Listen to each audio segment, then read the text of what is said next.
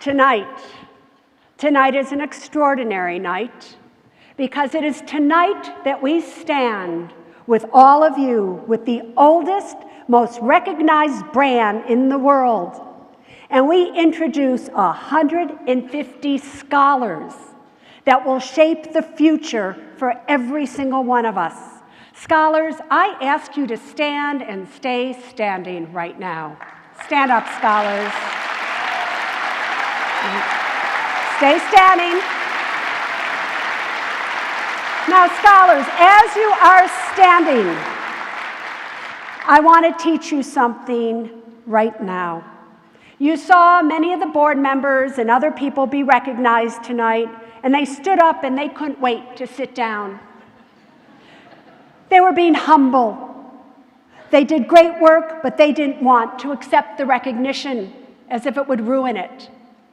I want you, every time you have done something great, and what you have done tonight is so great, it's not even something that you can talk about or put words to. When somebody thanks you, I want you to stand proud.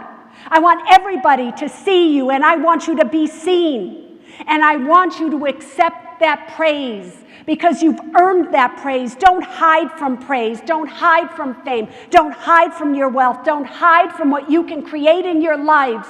Stand in it. Step in it. Stand in it. And accept it. Do you hear me, scholars? Now you can sit down.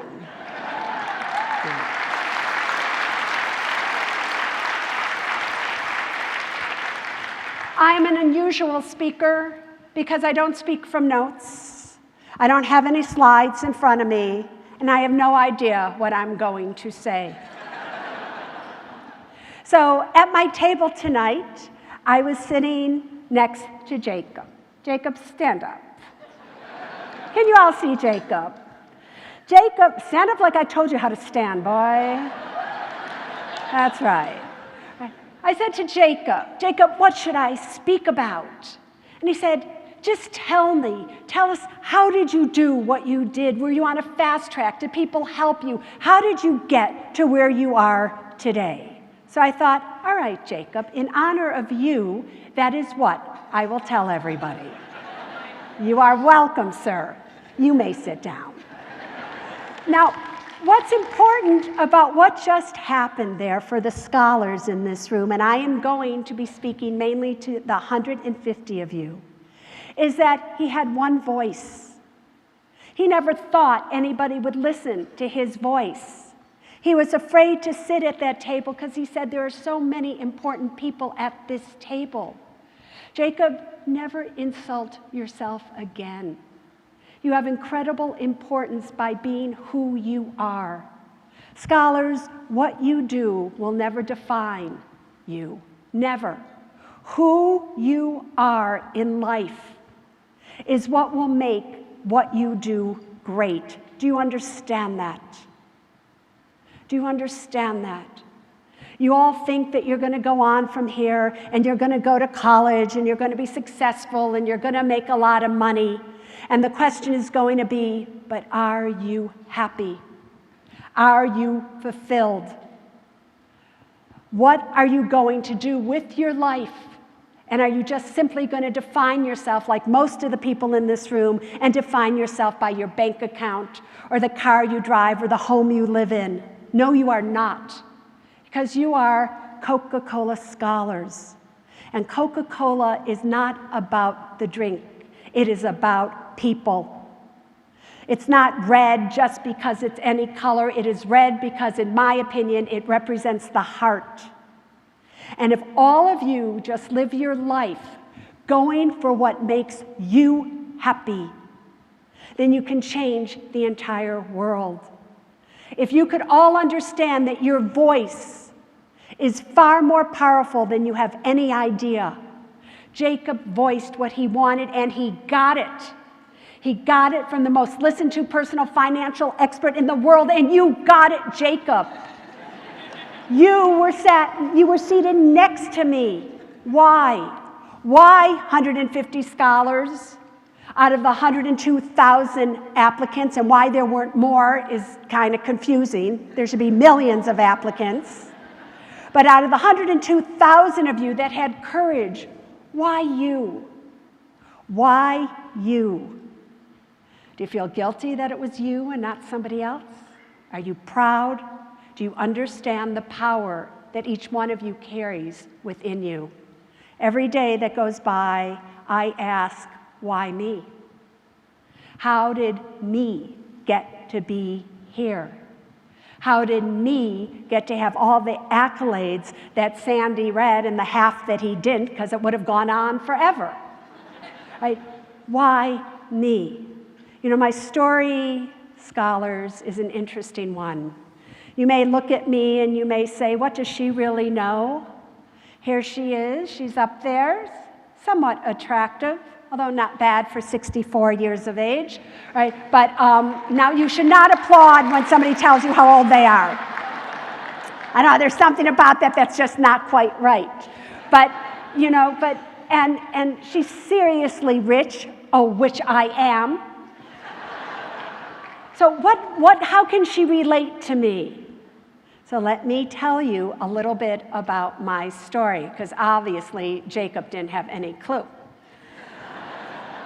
I was raised on the south side of Chicago in the hood.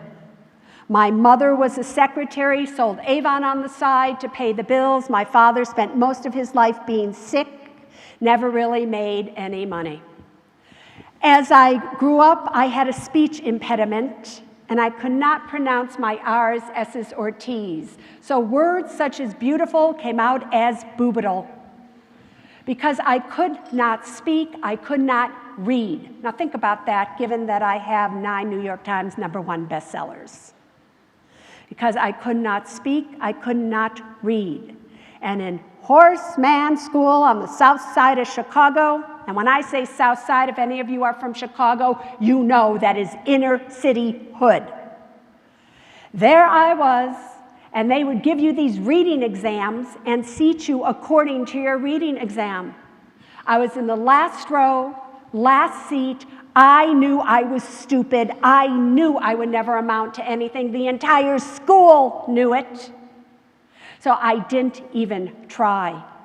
I went to the University of Illinois only because my mom begged me to go, and I said, yeah, but who's going to pay for it? She said, you are.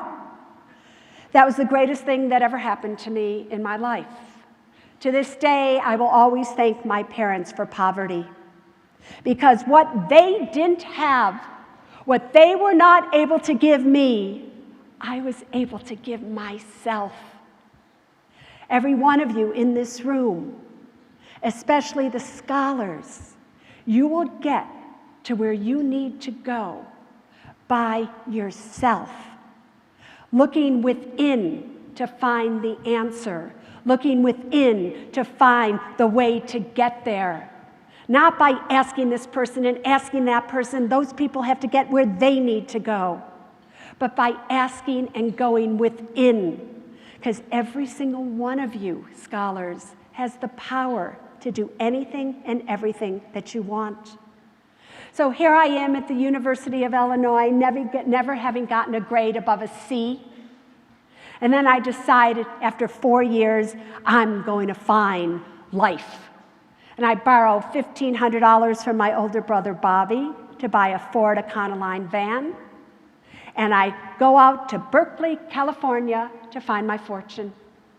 I lived on the streets in Berkeley, California, for 3 months in my van till I landed my dream job, a waitress at the Buttercup Bakery. This was 1973. I was 22 years of age then, and I was making $400 a month. But I didn't just make $400 a month from 1973 to 74, no. I made $400 a month from 73 to 74 to 75 to 76 to 77 to 78 to 79 to 1980, everybody. I was 29 years of age, making $400 a month. And then I got this idea. I know I could be more than just a waitress. I could own my own restaurant. So what did I do? I did what many of you may do. I picked up the phone, I called my mom. I said, Mom, can I just have $20,000? I can open my own restaurant, Mom. And she said, Susie, honey, where are we going to get $20,000? That's more money than we have to our entire name. I felt so bad about that because you never want to make your mom feel bad. You always want her to feel great. I hung up the phone. I went to work the next morning, and a man by the name of Fred Hasbrook walked in. I've been waiting on Fred for 7 years. Every morning, that man ate a jack cheese and ham omelet. Every single day.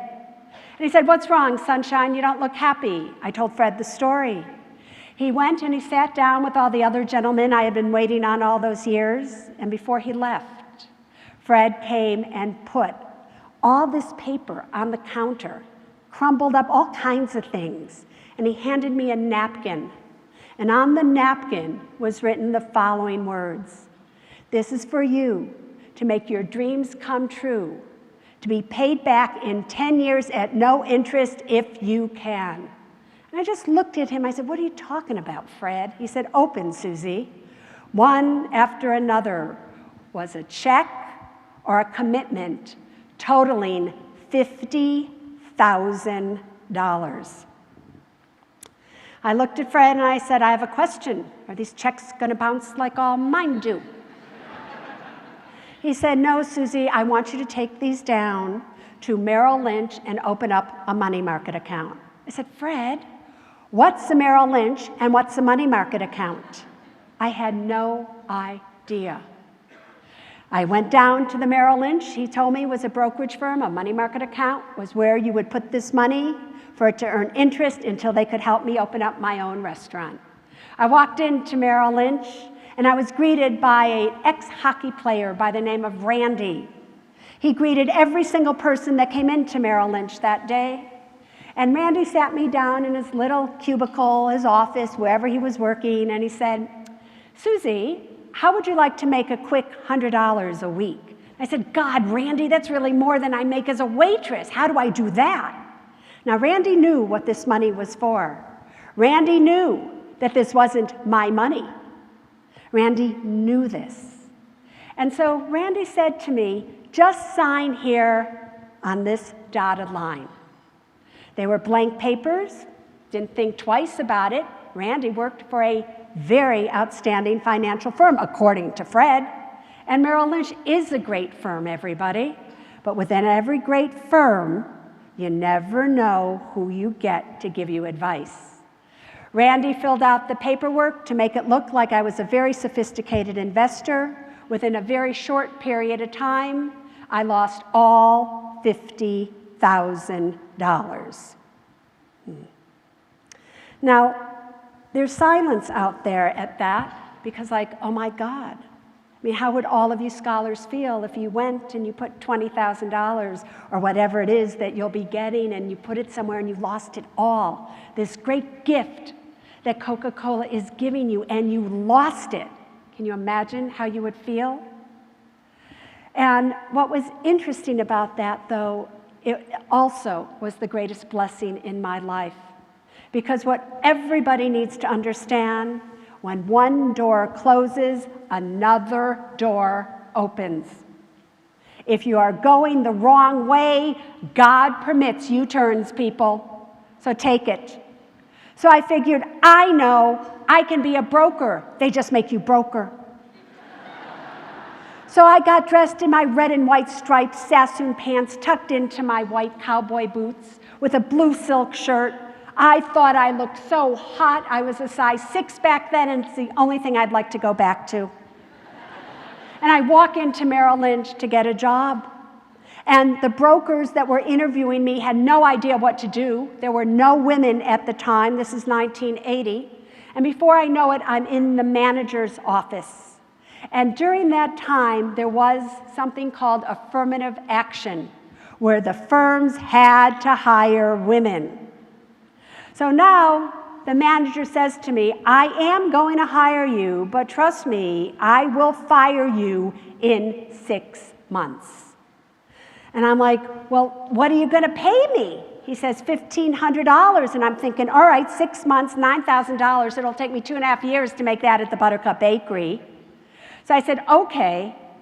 Now I'm working for Merrill Lynch, and I read what Randy did was illegal. My money was for me to open up a restaurant. It wasn't to speculate in the stock market and the options market. So I said, oh my God, I need my money back. I have a crook that's been dealing with me here. I walked into the manager's office and I said, you do have a crook that works for you. And he said, Suze, go back and sit in your little cubicle and don't you say a word. That crook makes us a lot of money, Miss Orman, so I don't want to hear about it. I walked back to my little cubicle. This was about 3 or 4 months in to my studying to be a financial advisor. And I thought, all right, Fred said I didn't have to pay back that money. But what if it wasn't me? What if it was you or your parents or somebody who had spent their whole life working for this money and they lost it all and there was no time to make it back? It would have been very easy for me to sit there and not say a word, but it wouldn't have been right. So I did the only thing I knew what to do, and I sued Merrill Lynch while I was working for him. The great part about that story is this: because I sued them, they couldn't fire me. I didn't know that. So here I am now. 2 years later, the case comes to court. I'm their number 6 producing broker. They have now fired Randy. And they gave me all the money back plus 18% interest, which was the going interest rate back in 1982 and 81, for all those old enough in this room to remember that. And I was able to pay everybody back plus interest. Now, I do not tell you that story simply because Jacob wanted me to, but I tell you that story not just to impress you, although it should. I tell you that story to inspire you, to inspire you. Tonight's theme is to inspire, to innovate. Scholars, I want you all to look at your hands. I want you to put out your hands in front of you, and I want you to take a good look at them. Are they strong? Are they weak? What part of your life will these hands play? Your future is in your hands. The one thing you can take away from this evening is what is going to happen to you is in your hands. You can choose to keep bad company. You can choose to make bad decisions. You can choose to waste money. You can make all these choices, or you can look at your hands and do what's right versus what's easy. You have an entire future ahead of you. And the one thing that I ask you to remember is this: it is true that money alone will never make you happy, but lack of money sure will make you miserable. Scholars, if you want to innovate and you want to inspire, you have to be powerful in life. And the one thing that will make you the most powerless of all is debt. Debt is bondage. You will never have financial freedom. You will never have a great life if you live a life of bondage. Your goal should be to accumulate money, but simply so you feel secure. Simply so that you feel powerful. Because when you feel powerful with who you are, then the number one law of money comes into play, which is this: power attracts money and powerlessness repels it.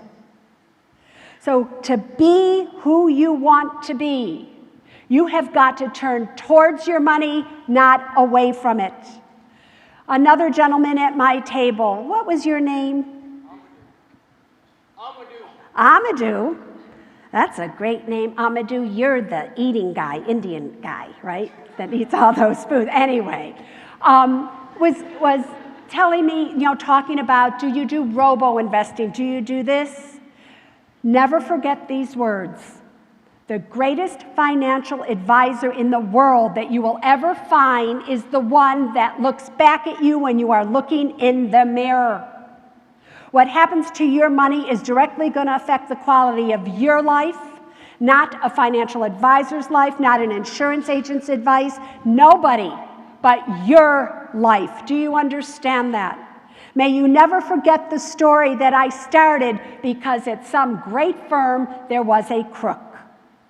So don't look for fast ways to make money. Don't spend 40, 60, 80 hours a week working for money and then just give it to somebody, say, you take care of it for me, I'm too busy working. You are to pay as much attention to your money, every single dollar that you make, as you would if that was your child. You would not have a child and just give it over to some stranger. And your children are called Bill, Buck, and Penny. And those are the children that will carry you into the future and will make a difference. Because when you are powerful and you're not worrying about paying your own bills or doing things for yourself, you would be amazed at how you can transform this entire world. Do you hear me, scholars? So the one thing you have to promise yourselves is that you're going to take these hands, your hands, and you're going to grasp whatever you can to bring goodness and power and money into your lives. What are you going to keep out of your life? You're going to keep bad company, debt, flashy cars, all of these things that do not matter. You define who you are. You define your money. Your money will never define you. Do you hear me?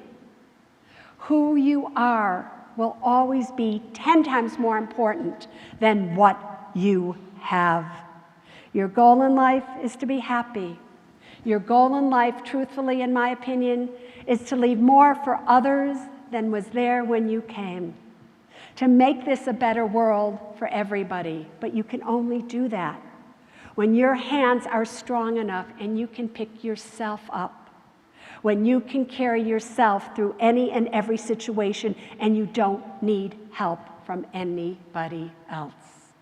You know, there are 5 laws of life that have been my guiding posts of everything that I do.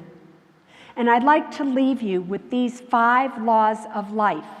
Because if you can live your life from this day on abiding by these 5 laws, I promise you wealth of all kinds will come your way. Law number 1. May every thought that you think be etched in fire in the sky for the whole world to see, for in fact it is.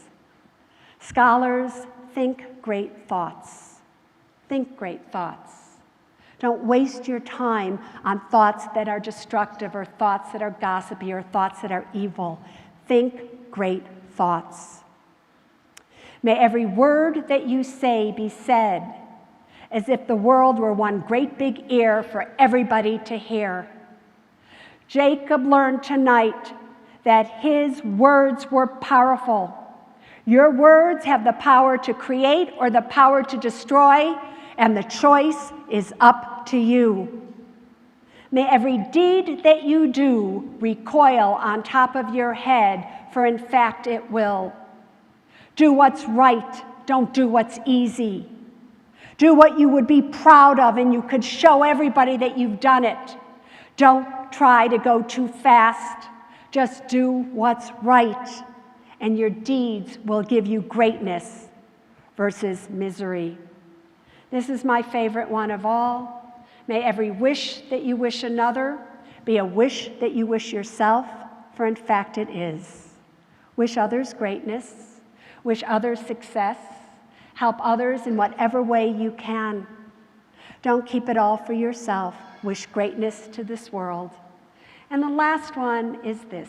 May everything you do be done as if God himself is doing it, for in fact, he is. We enter this world with two wings. One wing is the wing of self-effort. The other wing is the wing of grace. The wing of grace is flapping by your side 24 hours a day, 7 days a week from now until eternity. While the wing of self-effort, how hard will that wing flap? That is up to you, scholars. But when the wing of self-effort flaps equally as hard as the wing of grace, you will have flight into the world of unlimited possibilities where anything and everything is possible. You can do this. You can be the masters of your own financial destiny. You can change this world, but only if you're willing to hold yourself in your own hands. Scholars, may financial freedom bless every single one of you, and may God bless you as well. Thank you so very much. Good luck, my dear scholars.